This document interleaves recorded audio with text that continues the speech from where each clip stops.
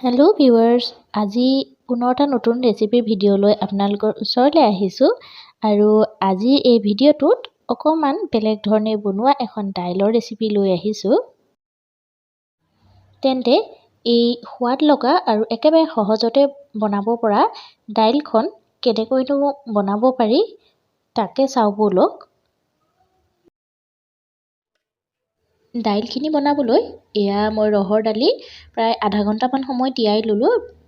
আপোনালোকৰ যেতিয়ালৈকে কোমলি যায় সিমানলৈকে তিয়াই ল'ব আৰু ভালকৈ ধুই পানী টুকি ল'লোঁ। এতিয়া এটা কুকাৰ লৈছোঁ আৰু এই দাইলখিনি ইয়াত দি দিম। প্ৰথমতে আমি গোটেই দাইলখিনি বইল কৰি ল'ম, তাৰপিছত কি কৰি আছোঁ আপোনালোকক দেখাই যাম। আৰু এই ৰেচিপিটো খাবলৈ ইমানেই সোৱাদ লগা হয় যে আপোনালোকে যদি এবাৰ এনেদৰে এই দাইলখন বনাই খায় তেন্তে নেক্সট আকৌ এই ৰহৰ দাইলখন এনেকৈয়ে বনাই খাবলৈ মন যাব। বা কেতিয়াবা নিৰামিষ খোৱা দিনত হওক নাইবা কোনোবা স্পেচিয়েল গেষ্ট আহিলে এনেকৈ বনাই এবাৰ খুৱাই চাব। তেওঁলোকেও খাই খুব সোৱাদ পাব আৰু আপোনাক এই দাইলখননো কেনেকৈ বনালে সেইটো নুসুধাকৈ নিশ্চয় নাথাকে। এতিয়া মই এই গোটেই দাইল যিখিনি তিয়াই ৰাখিছিলোঁ সেইখিনি কুকাৰটোত দি ল'লোঁ। এতিয়া ইয়াত মই নেক্সট কি ইনগ্ৰিডিয়েণ্টছ এড কৰি যাম আপোনালোকক সকলোখিনি দেখুৱাই যাম। আৰু এই দাইলখন খুবেই হেল্ডি দাইল হ'ব, তেন্তে একেবাৰে ভিডিঅ'টো স্কিপ নকৰি সম্পূৰ্ণকৈ চাই যাওক। এইখিনি নেক্সট ইনগ্ৰিডিয়েণ্ট মই ইয়াত এড কৰিম। আৰু প্ৰথমতে এইখিনি গাজৰ লৈছোঁ, সৰু সৰুকৈ দেখা পাইছে, কিউবছ আকাৰত কাটি ল'লোঁ। নেক্সট লৈছোঁ এইখিনি পিঁয়াজ, মই এটা মিডিয়াম চাইজৰ পিঁয়াজ মিহিকৈ কুটি ল'লোঁ আৰু সেইখিনিও ইয়াত দি দিছোঁ। নেক্সট ইয়াত মই দিম এইখিনি হৈছে নহৰু ইয়াত 8ৰ পৰা 10টা নহৰু আছে আৰু মাজতে সৰু সৰুকৈ কাটি দুভাগ কৰি দিছোঁ। এইখিনি হৈছে আদাখিনিও ইয়াত দি ল'লোঁ। লগতে দিম এইটো হৈছে বিলাহী এনেকৈ মাজতে ফালি দিছোঁ, দেখা পাইছেনে? যেতিয়া ধুনীয়াকৈ ভিতৰলৈকৈ সিজিব এইটো দি দিলোঁ। আৰু ইয়াত দিম অকণমান ধনিয়া পাত, তেতিয়া ইয়াৰ টেষ্টটো খুব ভাল ওলায়। যিহেতু এতিয়া ধনিয়া একদম এভেইলেবল হৈ আছে সেইকাৰণে আপোনালোকে ধনিয়া পাত দিব আৰু খুব সোৱাদ লগা হয় তেতিয়া। নিমখ দিলোঁ আন্দাজমতে, যিমান প্ৰয়োজন আপোনালোকে সেই অনুপাতেই দিব। নেক্সট ইয়াত মই এড কৰিম অকণমান হালধি গুড়ি। মই ইয়াত 1.5 টিস্পুন দিছোঁ। আপোনালোকেও নিজৰ প্ৰয়োজন অনুপাতে সেইখিনি মছলা এড কৰিব। নেক্সট ইয়াত মই এড কৰিম তেল। এয়া হৈছে মিঠাতেল ব্যৱহাৰ কৰিছোঁ আৰু প্ৰায় মই 1 চামুচ মিঠাতেল ইয়াত দি দিলোঁ। মই আগতেই কৈছিলোঁ যে এই দাইলখন এখন হেল্ডি দাইল হ'ব। আৰু দেখা পালে ইয়াত মই কি ইনগ্ৰিডিয়েণ্টছ বা কি ভেজিটেবলছ ইয়াত এড কৰিছোঁ। আপোনালোকে যদি বিচাৰে মই অকল গাজৰ এড কৰিছোঁ, আপোনালোকে মটৰ, ফ্ৰেঞ্চ বিন এনেকৈও ইয়াত এড কৰিব পাৰিব। আৰু এইখিনি এতিয়া মোৰ হৈ গ'ল, মই আজি অকল ইয়াত গাজৰে এড কৰিছোঁ। এতিয়া ইয়াত মই পানী দিছোঁ। খুব বেছি পানী নালাগে যিহেতু আমাৰ দাইলখন অকণমান ডাঠেই হ'ব। দাইলখিনিত মই ইয়াত দুখিলা তেজপাত এনেকৈ ধুই ভালকৈ মিক্স কৰি দিছোঁ দাইলখিনিৰ লগত আৰু একেলগে বইল হ'বলৈ দিম।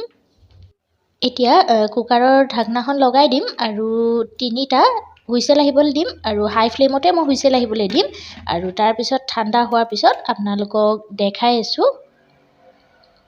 এয়া 3টা হুইচেল হৈ গ'ল আৰু চাওক দাইলখিনি ধুনীয়াকৈ সিজি গ'ল আৰু এইটো যে বিলাহী দিছিলোঁ বিলাহীটোও ধুনীয়াকৈ গলি গ'ল।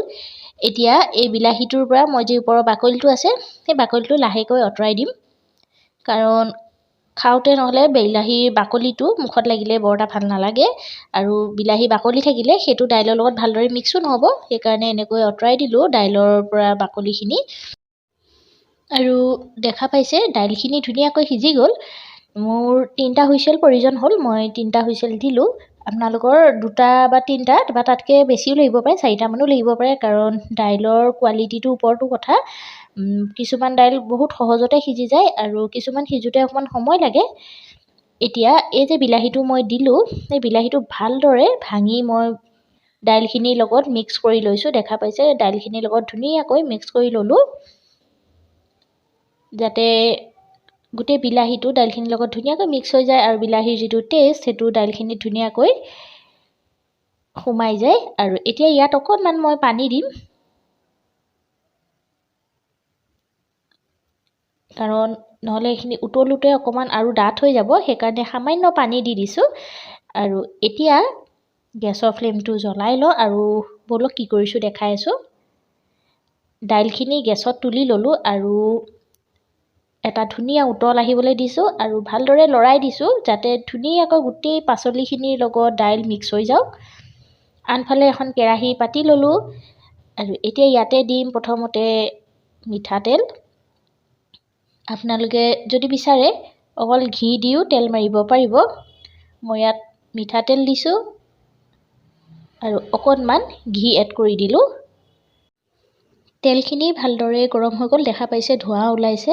ইয়াত এতিয়া প্ৰথমতে 1 টিস্পুন গোটা জিৰা দি দিছোঁ আৰু গেছৰ ফ্লেমটো এতিয়া ল' কৰি দিছোঁ, নহ'লে জ্বলি যাব গোটেই মছলাখিনি। আৰু প্ৰথমতে মই এটা পিঁয়াজ এনেকৈ মিহিকৈ কুটি ল'লোঁ, সৰু পিঁয়াজ এটা, আৰু সেইখিনি এতিয়া ভালদৰে প্ৰথমতে অকণমান কালাৰটো চেঞ্জ হোৱালৈকে ফ্ৰাই কৰি ল'ম। আৰু লগতে দি দিছোঁ 4-5 ফুটামান নহৰু, এনেকৈ মিহি মিহিকৈ মাজত ভাগ কৰি লৈছোঁ, কাটি ল'লোঁ। আৰু এইখিনি এতিয়া ভালদৰে ভাজি ল'ম কিছু সময়। গেছৰ ফ্লেমটো ল' কৰি ৰাখিছোঁ আৰু লৰাই দিছোঁ। ইয়াত এতিয়া এয়া শুকান জলকীয়া 3টা দি দিছোঁ আৰু অলপ সময় লৰাই লৈছোঁ ভালকৈ, যাতে মছলাখিনি ফ্ৰাই হৈ যাওক আৰু ইয়াৰ যাতে কেঁচা গোন্ধটো আঁতৰি যাওক, সিমানলৈকে ফ্ৰাই কৰিছোঁ।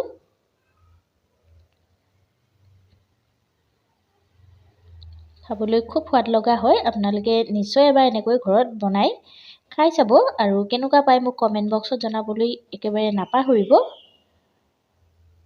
আৰু দেখা পাইছে লাহে লাহে পিঁয়াজ আৰু নহৰুৰ কালাৰটো চেঞ্জ হৈ আহিছে। কিছু সময় এনেকৈয়ে মই ফ্ৰাই কৰি লৈছোঁ ল' ফ্লেমতে। এটা খুব সহজতে বনাব পৰা আৰু খুব সোৱাদ লগা ৰেচিপি আজি আপোনালোকলৈ আগবঢ়ালোঁ। আশা কৰোঁ আপোনালোকে এই দাইলৰ ৰেচিপিটো চাই ভাল পাব। আৰু আপোনালোকে যদিহে বিচাৰে মোৰ চেনেললৈ গৈ বেলেগ বেলেগ ৰেচিপি ভিডিঅ' আছে, সেইখিনিও চাব পাৰে। Indian, Chinese, veg, non veg এনেকুৱা সকলো ধৰণৰ ৰেচিপি ভিডিঅ' মোৰ চেনেলত দিয়া আছে। আপোনালোকে যদি বিচাৰে মোৰ চেনেললৈ গৈ সেইখিনিও চাব পাৰে। আৰু যদি ভিডিঅ'সমূহ ভাল লাগে তেন্তে মোৰ চেনেলটো লাইক কৰি আৰু শ্বেয়াৰ কৰি আৰু লগতে ছাবস্ক্ৰাইব কৰিবলৈ একেবাৰে নাপাহৰিব। আনফালে এয়া চাওক, পিঁয়াজ, নহৰু আৰু জলকীয়া দি মই যি ফ্ৰাই কৰি আছিলোঁ মছলাখিনি, সেইখিনি ধুনীয়াকৈ ফ্ৰাই হৈ গ'ল আৰু ইয়াৰ কালাৰো চেঞ্জ হৈ গ'ল। গেছৰ ফ্লেমটো এতিয়া বন্ধ কৰি দিলোঁ আৰু যি দাইলখিনি মই উতলাই আছিলোঁ, সেই গৰম উতলি থকা দাইলখিনিত এই মছলাখিনি ঢালি দিছোঁ। আৰু এনেকৈয়ে এতিয়া মই কুকাৰৰ ঢাকনাখন বন্ধ কৰি দিম, যাতে নহৰু, ঘি আৰু যি মছলা আছে সেই মছলাখিনিৰ গোন্ধটো খুব ধুনীয়াকৈ দাইলৰ লগত মিক্স হৈ যাওক, দাইলখিনি যাতে খুব ধুনীয়া গোন্ধাওক। সেইকাৰণে মই প্ৰায় 10 মিনিটৰ কাৰণে এনেকৈ ঢাকি দিম আৰু তাৰপিছত আপোনালোকক দেখাই আছোঁ।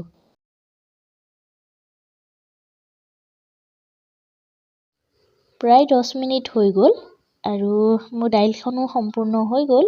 খুব এটা ধুনীয়া গোন্ধ ওলাইছে। আৰু এতিয়া এই দাইলখন প্ৰথমতে মই এটা বাউলত উলিয়াই লওঁ।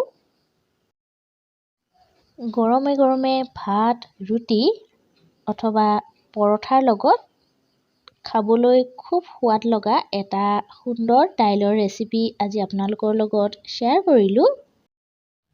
তেন্তে নহয় জানো এটা খুব সুন্দৰ আৰু খুব সহজতে বনাব পৰা দাইলৰ ৰেচিপি। আশা কৰোঁ আপোনালোকে আজি এই ভিডিঅ'টো চাই ভাল পালে।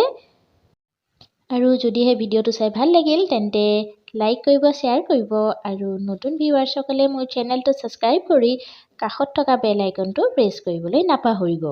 তেন্তে পুনৰ এটা নতুন ভিডিঅ' লৈ আপোনালোকৰ ওচৰলৈ আহিম। আজিলৈ ধন্যবাদ।